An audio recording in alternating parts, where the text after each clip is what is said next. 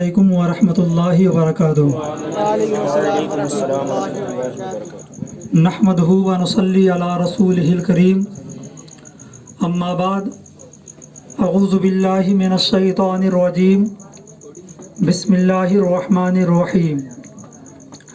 کل نفس ذائقۃ الموت، صدق اللہ العظیم وصدق رسولہ النبی الامین الکریم، ونحن علی ذالک لمن الشاہدین والشاکرین، الحمد للہ رب العالمین۔ حضرات محترم، کسی شاعر نے کیا خوب کہا ہے، کوئی گل باقی رہے گا نہ چمن رہ جائے گا، کوئی گل باقی رہے گا نہ چمن رہ جائے گا، ایک رسول اللہ کا دین حسن رہ جائے گا، ایک رسول اللہ کا دین حسن رہ جائے گا۔ ہم سفیر و باغ میں ہیں کون دن کے چہچہے، ہم سفیر و باغ میں ہیں کون دن کے چہچہے، بلبلیں اڑ جائیں گی سونا چمن رہ جائے گا، بلبلیں اڑ جائیں گی سونا چمن رہ جائے گا۔ اطلس و کم خواب کی پوشاک پہ نازا نہ ہو، اطلس و کم خواب کی پوشاک پہ نازا نہ ہو، اس تنے بے جان پہ خالی کفن رہ جائے گا، اس تنے بے جان پہ خالی کفن رہ جائے گا۔ اور حضرت علمی نے موت کے تعلق سے بڑے عبرت خیز اور رکت انگیز اشعار لکھے ہیں، اور فرماتے ہیں، یاد رکھ ہر آن آخر موت ہے، یاد رکھ ہر آن آخر موت ہے، مان یا مت مان آخر موت ہے، یاد رکھ ہر آن آخر موت ہے، مت تو بن انجان آخر موت ہے، مرتے جاتے ہیں ہزاروں آدمی، مرتے جاتے ہیں ہزاروں آدمی، عاقل و نادان آخر موت ہے، عاقل و نادان آخر موت ہے۔ گر سلیمان زمانہ بھی ہوا، گر سلیمان زمانہ بھی ہوا، پھر بھی اے سلطان آخر موت ہے، پھر بھی اے سلطان آخر موت ہے۔ بارہا علمی تجھے سمجھا چکا، بارہا علمی تجھے سمجھا چکا، مان یا مت مان آخر موت ہے، مان یا مت مان آخر موت ہے۔ حضرات گرامی، آج کی یہ محفل جس میں ہم اور آپ تشریف فرما ہیں، یہ ایصال ثواب کے تعلق سے منعقد کی گئی ہے، اور انشاءاللہ الرحمن اپنی عادت کے مطابق اسی موضوع پر گفتگو کرنے کی کوشش کروں گا۔ لیکن آئیے، اس سے قبل ہم تمامی حضرات عقیدت و محبت کے ساتھ اپنے اور سارے جہان کے آقا و مولا حضور تاجدار مدینہ راحت قلب و سینہ جناب احمد مجتبیٰ محمد مصطفیٰ روحی فدا صلی اللہ تعالی علیہ وسلم کی بارگاہ بے کس پناہ میں صلاۃ و سلام کا نذرانہ عقیدت پیش کریں۔ پڑھیے باواز بلند، اللہم صلی علی سیدنا شفیعنا حبیبنا مولانا محمد مبارک وسلم، صلو علیہ صلاۃ و سلام علیک یا رسول اللہ صلی اللہ تعالی علیہ وسلم۔ حضرات محترم، آج کے اس پرفتن زمانے میں، آج کے اس بگڑے ہوئے ماحول ہی میں نہیں، بلکہ دنیا کا یہ اصول، دنیا کا یہ قانون جب سے دنیا کا آغاز ہوا تب سے لے کر آج تک، اور آج سے لے کر قیامت تک چلتا رہے گا کہ خالق و ارض و سما جل جلالہ کی جملہ تخلیق میں، جملہ کائنات میں کوئی شے، کوئی بات، کوئی چیز، کوئی مسئلہ اور کوئی منصوبہ ایسا نہیں پایا جاتا جس سے تمام لوگوں کا اتفاق و اتحاد ہو، کسی کا اختلاف نہ ہو۔ حضرات محترم، آپ جب اچھی طرح سوچ سمجھ کر کوئی منصوبہ تجویز کرتے ہیں، اچھی طرح غور و فکر کر کے کوئی پروگرام بناتے ہیں، تو یہ لازمی اور ضروری نہیں ہے کہ آپ کی اس بات سے، آپ کی اس منصوبے سے تمام لوگوں کا اتفاق و اتحاد ہو، کسی کا اختلاف نہ ہو، بلکہ حد تو یہ ہے کہ خون اور پسینہ کی کمائی کھلانے والا باپ بھی اگر اپنے دانش مند بیٹے کے سامنے کوئی بات پیش کرتا ہے تو بسا اوقات وہ دانش مند بیٹا باپ کی اس بات کو ماننے سے انکار کر دیتا ہے، کیونکہ وہ اپنے باپ کی اس بات سے متفق نہیں ہے، اپنے باپ کی اس بات سے اتفاق نہیں رکھتا ہے۔ اسی طرح اگر کوئی استاد اپنے کسی خاص شاگرد کے سامنے کوئی مسئلہ پیش کرتا ہے تو بسا اوقات وہ خاص شاگرد بھی اپنے استاد کی اس بات کو ماننے سے انکار کر دیتا ہے، کیونکہ وہ اپنے استاد کی اس بات سے اتفاق نہیں رکھتا۔ اور حد تو یہ ہے کہ اس زمانے میں اللہ رب العزت نے جس نے زمین و آسمان کو پیدا کیا، جس نے پوری کائنات کو پیدا کیا، اس کی وحدانیت میں اختلاف ہے، اس کی الوہیت میں اختلاف ہے، رسول کریم صلی اللہ تعالی علیہ وسلم کی رسالت و نبوت میں اختلاف ہے، صحابہ کرام کی صحابیت میں اختلاف ہے، خلفائے راشدین کی خلافت راشدہ میں اختلاف ہے، صحابہ کرام کی صحابیت میں اختلاف ہے، صدیق اکبر کی صداقت میں اختلاف، فاروق اعظم کی عدالت میں اختلاف، عثمان غنی کی سخاوت میں اختلاف، مولا علی کی شجاعت میں اختلاف، امام حسن مجتبیٰ کی بردباری میں اختلاف، سید الشہداء امام حسین رضی اللہ تعالی عنہ کی شہادت میں اختلاف، غوث اعظم کی غوثیت میں اختلاف، خواجہ خواجہ کی خواجگیت میں اختلاف، قطب الدین بختیار کاکی کی قطبیت میں اختلاف، مسائل میں اختلاف، اجتہاد میں اختلاف، نماز میں اختلاف، روزہ میں اختلاف، چلنے میں اختلاف، بیٹھنے میں اختلاف، سونے میں اختلاف۔ دنیا کی کوئی ایسی چیز نہیں ہے جس میں کسی کا اختلاف نہ ہو، ہر چیز میں کسی نہ کسی کا اختلاف نظر آتا ہے۔ لیکن اگر کوئی چیز ایسی ہے جس کے بارے میں کسی کا اختلاف نہیں، سب لوگوں کا اتفاق و اتحاد ہے، تو وہ صرف ایک چیز ہے جس کے بارے میں اللہ رب العزت قرآن کریم میں فرماتا ہے کل نفس ذائقۃ الموت، کہ ہر نفس کو موت کا مزہ چکھنا ہے۔ اللہ رب العزت کی جملہ تخلیق میں، جملہ کائنات میں صرف موت ہی ایک ایسی چیز ہے جس کے بارے میں تمام لوگوں کا اتفاق و اتحاد ہے۔ اگر آپ ہنود سے پوچھیں گے کہ کیا تمہیں مرنا ہے تو وہ بھی کہیں گے ہاں ہمیں مرنا ہے۔ اگر آپ یہودیوں سے سوال کریں گے کہ کیا تمہیں لقمہ اجل بننا ہے تو وہ بھی کہیں گے ہاں ہمیں لقمہ اجل بننا ہے۔ اگر آپ عیسائیوں سے سوال کریں گے کہ کیا تمہیں اس دار فانی کو چھوڑ کر جانا ہے تو وہ بھی کہے گا ہاں ہمیں اس دار فانی کو چھوڑ کر جانا ہے۔ اگر آپ کسی دہریہ سے سوال کریں گے کہ کیا تمہیں موت کی گھاٹ اترنا ہے تو وہ بھی کہے گا ہاں ہمیں موت کی گھاٹ اترنا ہے۔ اگر آپ کسی مجوسی سے سوال کریں گے کہ کیا تمہیں اس دنیا کو چھوڑ کر جانا ہے تو وہ بھی کہے گا ہاں ہمیں اس دنیا کو چھوڑ کر جانا ہے۔ اگر آپ اس بندہ خدا سے سوال کریں جس کے دل میں نور ایمان روشن ہو، جس کے دل میں محبت اسلام پائی جاتی ہو، تو وہ بھی کہے گا ہاں ایک نہ ایک دن اس دنیا کو چھوڑ کر جانا ہے۔ اور اگر آپ اس بندہ خدا سے سوال کریں جس کا دل نور ایمان سے خالی ہو، جس کے دل میں محبت اسلام نہ پائی جاتی ہو، تو وہ بھی کہے گا ہاں ہمیں اس دنیا کو چھوڑ کر جانا ہے۔ یعنی تمام ادیان و مذاہب کا ایک ہی جواب ہوگا، ایک ہی عقیدہ و خیال ہوگا، ایک ہی آواز و پکار ہوگی کہ موت ایک یقینی شے ہے، آج نہیں تو کل مرنا ہے۔ موت ایک مستحکم فیصلہ ہے، موت ایک عقل قانون ہے، موت ایک آئین ہے، موت ایک ایسی سواری ہے جس پر ہر ایک کو سوار ہونا ہے، موت ایک ایسا پل ہے جسے ہر ایک کو پار کرنا ہے، موت ایک ایسی گزرگاہ ہے جس سے ہر ایک کو گزرنا ہے، موت ایک ایسا راستہ ہے جس پر ہر ایک کو چلنا ہے، موت ایک ایسا منظر ہے جس کا نظارہ ہر ایک کو کرنا ہے، موت ایک ایسا ساغر ہے جسے ہر ایک کو نوش کرنا ہے، موت ایک ایسا ذائقہ ہے جسے ہر ایک کو چکھنا ہے۔ المختصر اللہ رب العزت کی جملہ تخلیق میں صرف موت ہی ایک ایسی چیز ہے جس کے بارے میں کسی کا اختلاف نہیں ہے، تمام لوگوں کا اتفاق و اتحاد ہے، تمام ادیان و مذاہب کا اتفاق ہے۔ حضرات محترم، موت ایک بھیانک لفظ ہے، موت ایک انتہائی لرزہ دینے والا ڈر ہے۔ موت وہ ہے جس کا تصور ہی انسان کو موت کے قریب کر دیتا ہے، موت وہ ہے جس کے تصور ہی سے انسان کے جسم میں کپکپی طاری ہو جاتی ہے، موت وہ ہے جس کا خیال آتے ہی انسان موت کے قریب پہنچ جاتا ہے، موت وہ ہے جس سے آج تک کوئی کنارہ کشی نہیں کر سکا، موت وہ ہے جس سے آج تک کوئی نہیں بچ سکا۔ بتائیں کون ہے جو موت کو آنکھیں دکھاتا ہو؟ موت جب آتی ہے تو یہ نہیں دیکھتی کہ کس کے بڑھاپے کا چراغ گل ہو رہا ہے، موت جب آتی ہے تو یہ نہیں دیکھتی کہ کس سہاگن کا سبھا گزر رہا ہے. موت جب آتی ہے تو یہ نہیں دیکھتی کہ کون سا بچہ یتیم ہو رہا ہے. موت جب آتی ہے تو جو بڑے بلڈنگوں میں رہنے والے لوگ ہی مرا کرتے ہیں اور جھوپڑی میں رہنے والے لوگ ہی مرا کرتے ہیں. تخت نشے بھی مرا کرتے ہیں اور زمین پر چلنے والے لوگ ہی مرا کرتے ہیں. بڑے بڑے فلمی ستارے بھی مرا کرتے ہیں اور چھوٹے جھوپڑی میں رہنے والے لوگ ہی مرا کرتے ہیں. موت آنی ہے اور بے شک آنی ہے. موت کو کسی بنیاد پر ٹالا نہیں جا سکتا.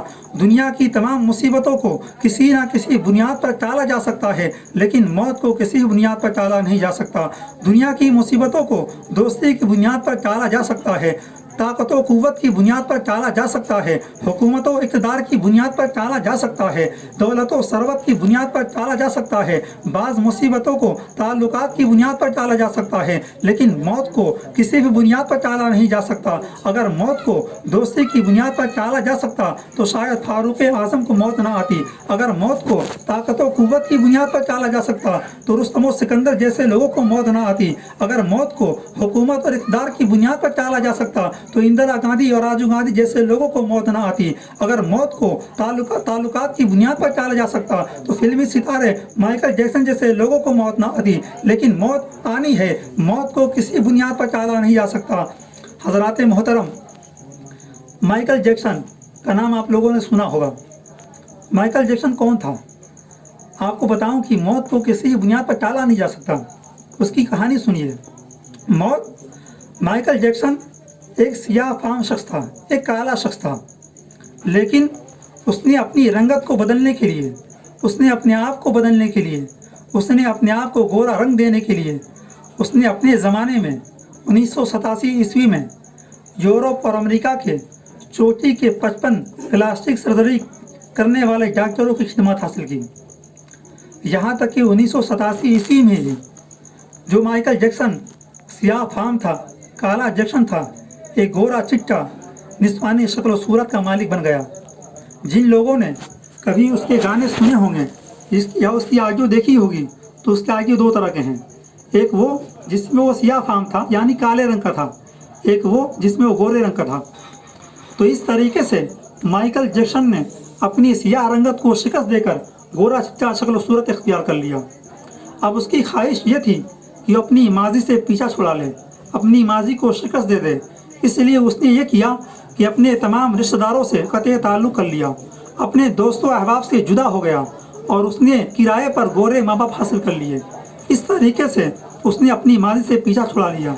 اب اس کی آخری خواہش کی باری تھی، آخری تمنا کی باری تھی، اور اس کی آخری تمنا یہ تھی کہ وہ 150 سال تک جینا چاہتا تھا. اور 150 سال تک جینے کے لیے اس نے پورے انتظامات کر رکھے تھے. لوگ بیان کرتے ہیں کہ مائیکل جیکسن آکسیجن والے ٹینٹ میں سویا کرتا تھا. مائیکل جیکسن وائرس، بیماری اور جراثیم سے بچنے کے لیے اس زمانے میں اپنے ہاتھوں میں دستانے پہنا کرتا تھا. آج آپ لوگ وائرس سے بچنے کے لیے منہ پر ماسک لگاتے ہیں، ہاتھ پر دستانے پہنتے ہیں، لیکن مائیکل جیکسن 1987 عیسوی میں جراثیم، وائرس اور بیماریوں سے بچنے کے لیے لوگوں سے ہاتھ ملانے سے پہلے دستانے پہن لیا کرتا تھا، لوگوں میں جانے سے پہلے منہ پر ماسک چڑھا لیا کرتا تھا. لیکن وہی مائیکل جیکسن جب اس کی موت کا وقت آتا ہے تو وہی مائیکل جیکسن جو اس طرح کی احتیاط کیا کرتا تھا. بتایا جاتا ہے کہ مائیکل جیکسن کے گھر میں ہر وقت ہمیشہ 12 ڈاکٹر ملازم رکھے ہوئے تھے اس نے، اور وہ 12 ڈاکٹر روزانہ اس کے پورے جسم کا معائنہ کرتے. اس کی جو خوراک تھی اس کا مخصوص طور پر طبی معائنہ ہوتا، معائنہ ہونے کے بعد اسے کھانے کے لیے دیا جاتا. اتنی ساری احتیاط کے باوجود ایک دن اسے سانس لینے میں تکلیف ہوئی. سارے ڈاکٹر اس کے علاج میں لگ گئے. جب ان سے نہ ہوا تو ملک کے سارے ڈاکٹروں کو بلا لیا گیا، لیکن کوئی فائدہ نہ نکلا. آخر میں ہاسپٹل جاتے ہوئے راستے مائیکل جیکسن کی موت ہو گئی. احتیاط دیکھیے، کتنا احتیاط. 150 سال تک جینے کی تمنا، اور لوگ بتاتے ہیں کہ اس نے اپنے آپ کو زندہ رکھنے کے لیے ایسے ڈونر رکھے تھے جو وقت پر اس کے گردے کے لیے انتظام کر سکیں، جو وقت پڑنے پر آنکھیں دے سکیں، جو وقت پڑنے پر اپنا جگر کلیجہ دے سکیں، اور ان کے سارے اخراجات وہ خود اٹھاتا تھا. ڈاکٹر بتاتے ہیں جب اس کا پوسٹ مارٹم کیا گیا تو پوسٹ مارٹم کرنے کے بعد یہ معلوم چلا کہ احتیاط کی بنیاد پر اس کی موت ہوئی ہے. اس کی موت احتیاط کی بنیاد پر ہوئی ہے.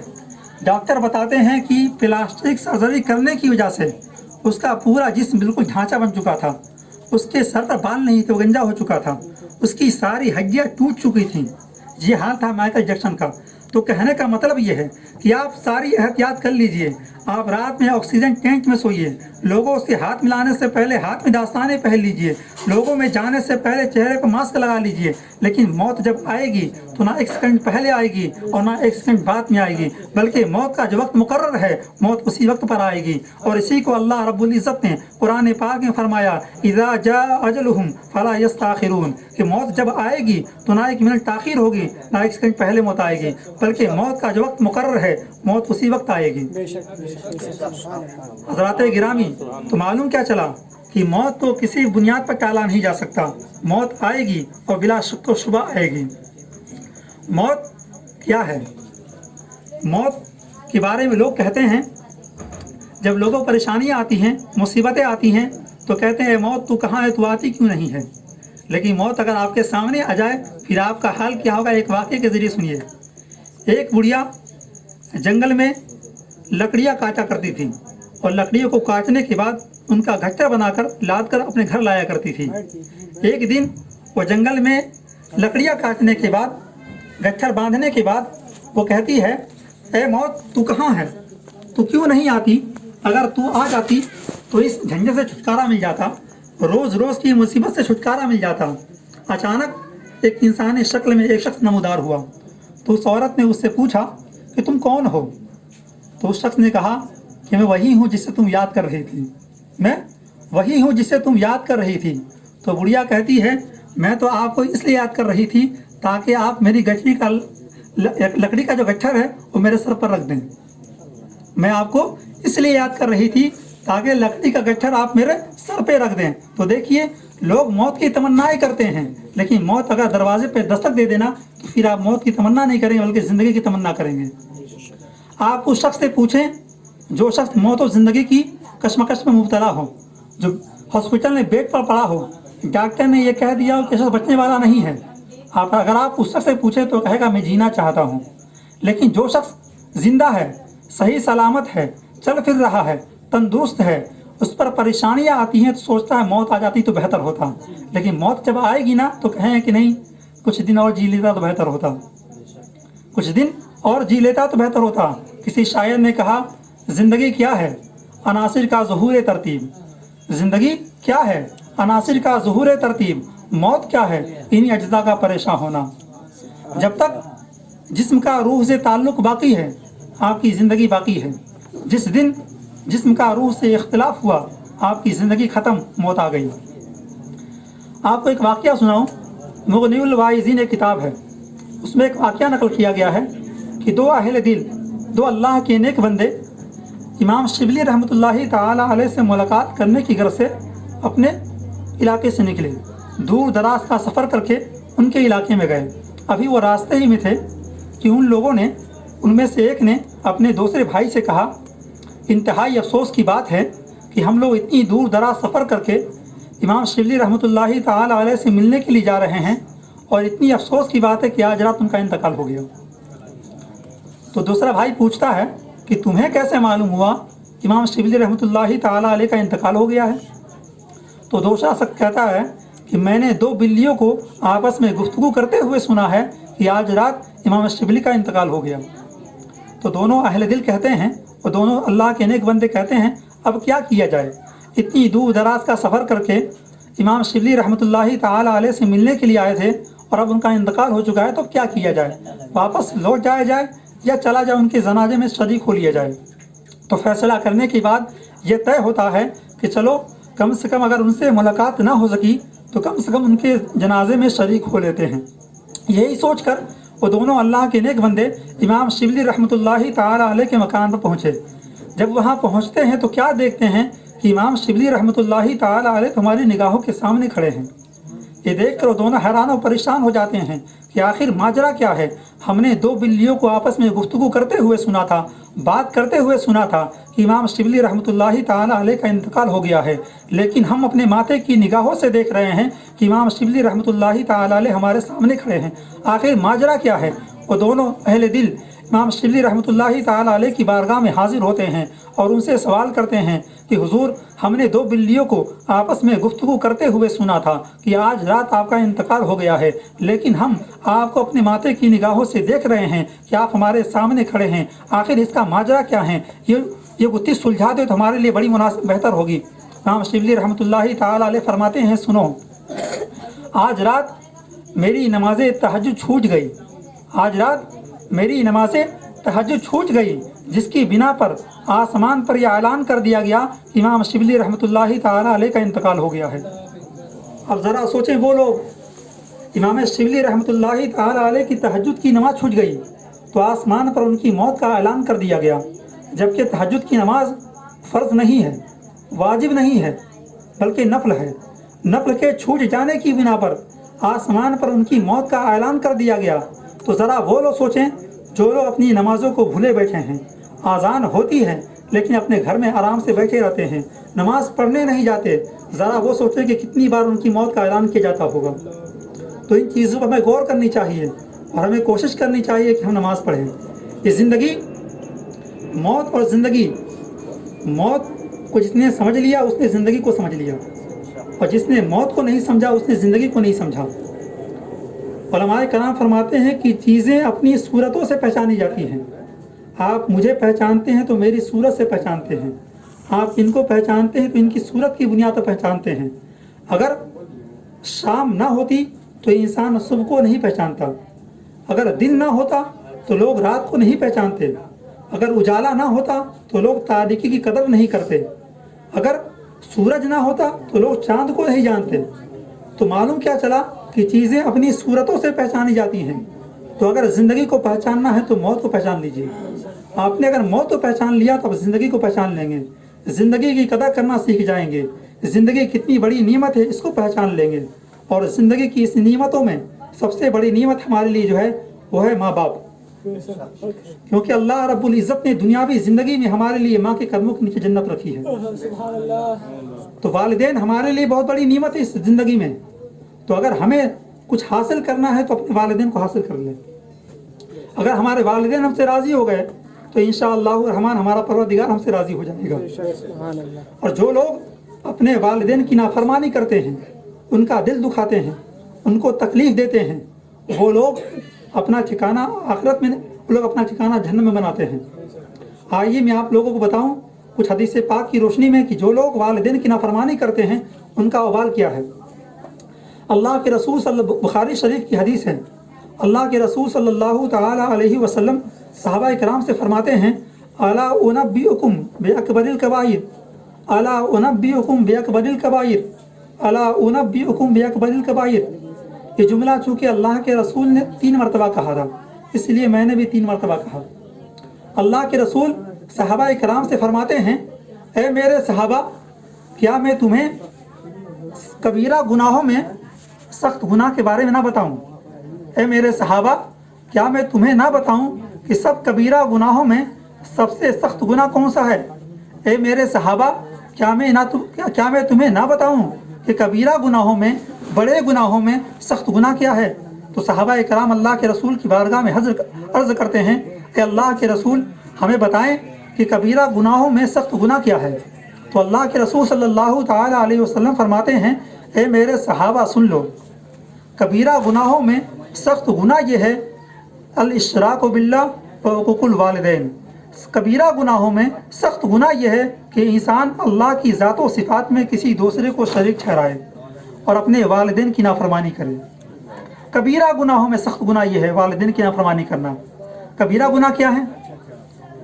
بڑے گناہوں کو کبیرہ گناہ کہا جاتا ہے اور چھوٹے گناہوں کو صغیرہ گناہ کہا جاتا ہے، اور بڑے گناہ بغیر توبہ کے معاف نہیں ہوتے۔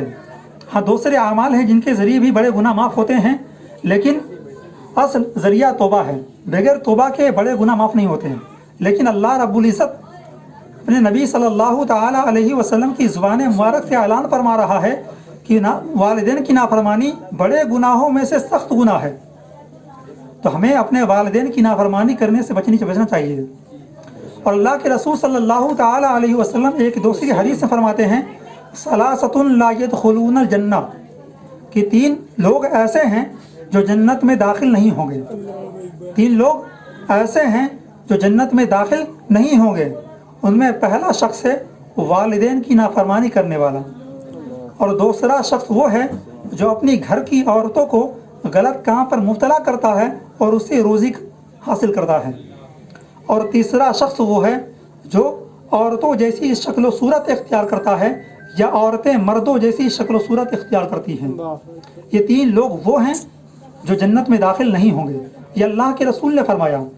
آج آپ اپنے ارد گرد کے ماحول کو دیکھیں، اپنے علاقے کے ماحول کو دیکھیں تو آپ کو معلوم ہوگا کہ آج لوگ اپنے والدین کی نافرمانی کر رہے ہیں، ان کو ستا رہے ہیں، ان پر ظلم کر رہے ہیں، ان کے ساتھ ناروا سلوک برتے ہیں. اور آج ہمارے گھر کی عورتیں مردوں جیسی شکل و صورت اختیار کر رہی ہیں، اپنا وضاقتہ مردوں جیسی بنا رہی ہیں، اور مرد عورتوں جیسی شکل و صورت اختیار کر رہے ہیں. اور اللہ کے رسول نے فرمایا یہ 3 لوگ ایسے ہیں جو جنت میں داخل نہیں ہوں گے. ایک والدین کی نافرمانی کرنے والا، اور دوسرا جو اپنے گھر کی عورتوں کی بدکاری کے ذریعے روزی کماتا ہے، اور تیسرا جو عورتوں جیسی شکل و صورت اختیار کرتا ہے. اور اللہ کے رسول صلی اللہ تعالی علیہ وسلم ایک تیسری حدیث میں فرماتے ہیں ملعون من اق والدیہ، ملعون من اق والدیہ، ملعون من اق والدیہ. اللہ کے رسول فرماتے ہیں کہ اللہ عز و جل فرماتا ہے کہ ملعون ہے وہ شخص جو اپنے والدین کی نافرمانی کرے، ملعون ہے وہ شخص جو اپنے والدین کی نافرمانی کرے، ملعون ہے وہ شخص جو اپنے والدین کی نافرمانی کرے. اللہ کے رسول نے جملہ 3 مرتبہ کہا، اسی لیے میں نے بھی 3 مرتبہ کہا کہ لعنت ہے اس شخص پر جو اپنے والدین کی نافرمانی کرتا ہے. اور ذرا سوچیں کہ جو شخص اللہ رب العزت کے نزدیک ملعون ہے اس کا انجام کیا ہوگا. اور جو لوگ اپنے والدین کی نافرمانی کرتے ہیں وہ اللہ کے نزدیک ملعون ہیں، اور جو اللہ کے نزدیک ملعون ہو گیا دنیا کی کوئی طاقت اسے بچا نہیں سکتی.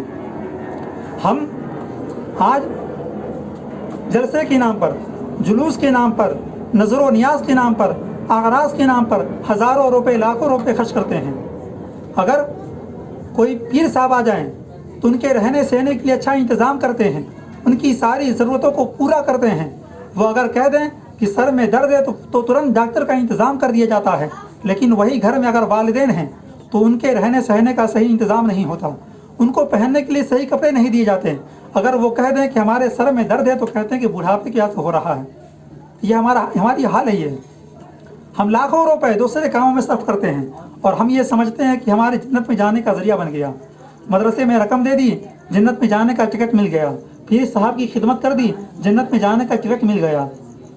جلوس میں، جلسے میں، نظر و نیاز میں پیسے خرچ کر دیے، کامیاب ہو گئے. لیکن یقین جانو کہ اس میں کامیابی نہیں ہے. کامیابی اس میں نہیں ہے. کامیابی کہاں ہے؟ دیکھیے اللہ کے رسول صلی اللہ تعالی علیہ وسلم فرماتے ہیں کہ جو شخص اپنے والدین کی نافرمانی کرتا ہے اللہ رب العزت نہ اس کا فرض قبول کرتا ہے اور نہ اس کا نفل قبول کرتا ہے.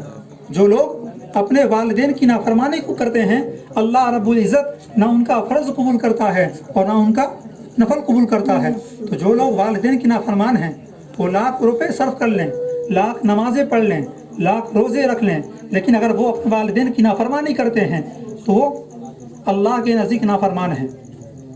وہ اللہ کے نزدیک نافرمان ہیں، وہ گنہگار ہیں، انہیں جنت نہیں ملے گی. اور سنیے، اب یہ تو معلوم چل گیا کہ جو لوگ والدین کی نافرمانی کرتے ہیں ان کا وبال کیا ہے. اب کچھ لوگ ایسے ہوں گے یہاں پر جو یہ سوال کریں گے کہ ہمارے والدین اس دنیا سے جا چکے ہیں لیکن ہم ان کی کما حق خدمت نہیں کر سکے. تو یا اب کوئی ایسا ذریعہ ہے کہ ہم ان کی خدمت کر سکیں یا ان کو راضی کر سکیں؟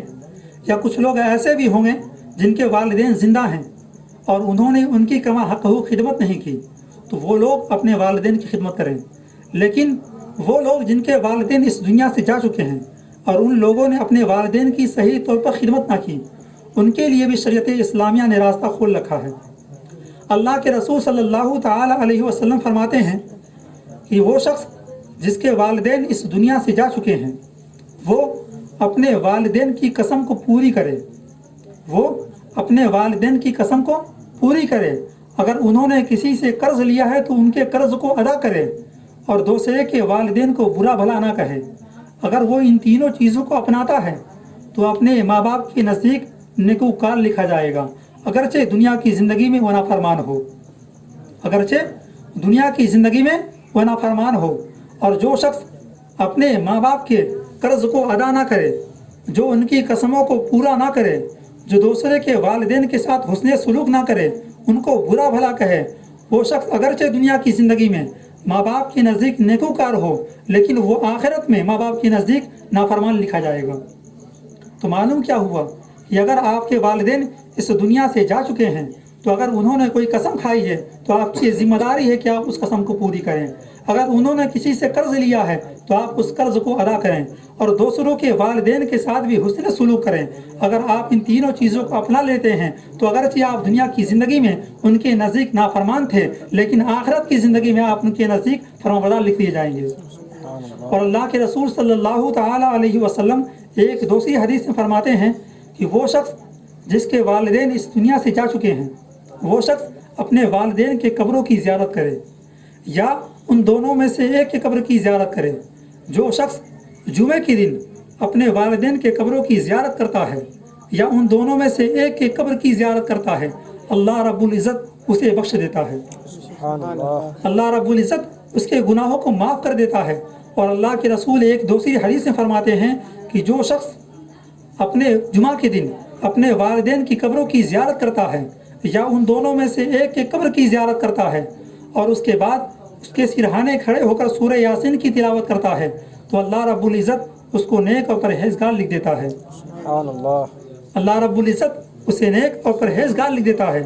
اور اللہ کے رسول ایک دوسری حدیث میں فرماتے ہیں کہ جو شخص ثواب حاصل کرنے کی نیت سے اپنے والدین کی قبروں کی زیارت کرتا ہے، جو شخص ثواب کی نیت سے اپنے والدین کے قبروں کی زیارت کرتا ہے یا ان دونوں میں سے ایک کے قبر کی زیارت کرتا ہے تو اللہ رب العزت اسے حج مقبول کے برابر ثواب عطا فرماتا ہے۔ سبحان اللہ، سبحان اللہ۔ اسے حج مقبول کے برابر ثواب عطا فرماتا ہے۔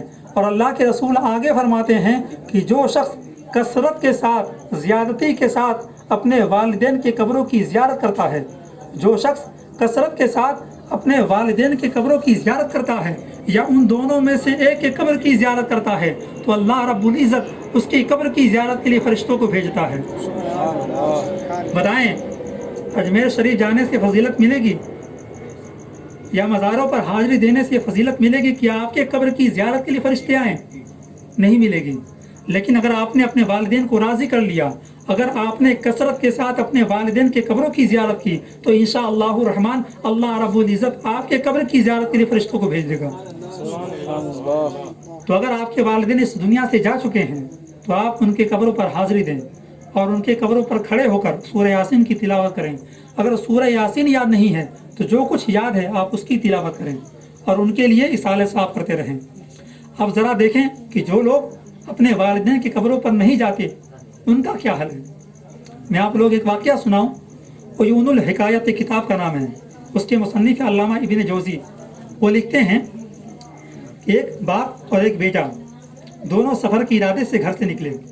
راستے میں ایک جنگل پڑا، جنگل میں والد کا انتقال ہو گیا۔ بچے نے والد کو اسی جنگل میں درختوں کے نیچے دفن کر دیا اور جہاں جانا تھا وہ چل پڑا۔ جب وہاں سے واپس ہوا تو اس جنگل سے اس کا گزر ہوا۔ وہ اپنے والد کی قبر کے پاس سے گزر گیا اور دوسری جگہ جا کر اس نے جنگل ہی میں قیام کیا۔ تو اس نے رات میں ایک آواز سنی، ایک آواز آئی غیب سے۔ آواز کیا تھی سنیے کہ میں تجھے دیکھ رہا ہوں کہ تو میرے قبر کے پاس سے گزر جاتا ہے اور میرے پاس حاضر نہیں ہوتا۔ میں تجھے رات میں جنگل میں دیکھ رہا ہوں کہ تو میرے قبر کے پاس سے گزر جاتا ہے اور میرے قبر پر حاضر نہیں ہوتا۔ اگر تو میری جگہ اس قبر میں لیٹا ہوتا تو میں واپس آتا اور تیرے قبر کی زیارت کرتا۔ میں واپس آتا اور تیرے قبر کی زیارت کرتا۔ تو معلوم کیا ہوا کہ والدین قبروں میں اپنے بچوں کا انتظار کرتے ہیں کہ ہمارے بچے ہمارے پاس آئیں اور ہمارے قبر پر حاضری دیں اور ہمارے لیے کچھ صدقہ اصالہ ثواب کریں۔ اور آئیے ایک اور حدیث پاک آپ کو سناؤں۔ اللہ کے رسول صلی اللہ تعالیٰ علیہ وسلم فرماتے ہیں کہ قبر میں مردے کی حالت ویسے ہی ہوتی ہے جیسے ایک ڈوبنے والے شخص کی ہوتی ہے۔ کوئی شخص اگر پانی میں ڈوب رہا ہو، آپ اس سے کہیں سونے کی ضرورت ہے تو کہے گا نہیں ضرورت نہیں ہے، چاندی کی ضرورت ہے کہے گا ضرورت نہیں ہے، پیسے کی ضرورت ہے نہیں ضرورت نہیں ہے، تو کس چیز کی ضرورت ہے تو کہے گا مجھے بچا لو بس اسی کی ضرورت ہے، یہ کہے گا نا۔ یہی حالت قبر میں مردے کی ہوتی ہے. مردہ قبر میں انتظار کرتا ہے کہ میرے دوست و احباب، میرے عزیز و اقارب، میرے والدین، میرے بیٹے، میرے بھائی بہن میرے حق میں میرے لیے کیا بھیجتے ہیں، میرے حق میں میرے لیے کیا بھیجتے ہیں. اللہ کے رسول فرماتے ہیں کہ جب ان کو کوئی چیز پہنچتی ہے، یعنی ایصال ثواب پہنچتا ہے، تو وہ چیزیں ان کے لیے دنیا اور دنیا کی تمام چیزوں سے بڑھ کر ہوتی ہیں. وہ چیزیں ان کے لیے دنیا اور دنیا کی تمام نعمتوں سے بڑھ کر ہوتی ہیں. تو ہمیں بھی چاہیے کہ ہم اپنے والدین کے لیے صدقہ ایصال ثواب کرتے رہیں، اور اگر ہمارے والدین زندہ ہیں تو ہم ان کی خدمت کریں، کیونکہ دنیا میں اگر جنت پانی ہو تو ماں کے قدموں کے نیچے پا لیجیے. بس انہیں چند لفظوں کے ساتھ میں اپنی گفتگو ختم کرتا ہوں. اللہ رب العزت کی بارگاہ میں دعا ہے کہ اگر بولنے میں کسی قسم کی کوئی خامی غلطی جانے میں ہو گئی ہو تو اللہ رب العزت اپنے فضل و کرم سے حضور نبی کریم صلی اللہ تعالی علیہ وسلم کے صدقہ و طفیل ہماری غلطیوں کو معاف فرمائے. استغفر اللہ ربی من کل ذنب واتوب الیہ، لا الہ الا اللہ محمد رسول اللہ صلی اللہ تعالی علیہ وسلم، وما علینا الا البلاغ. السلام علیکم.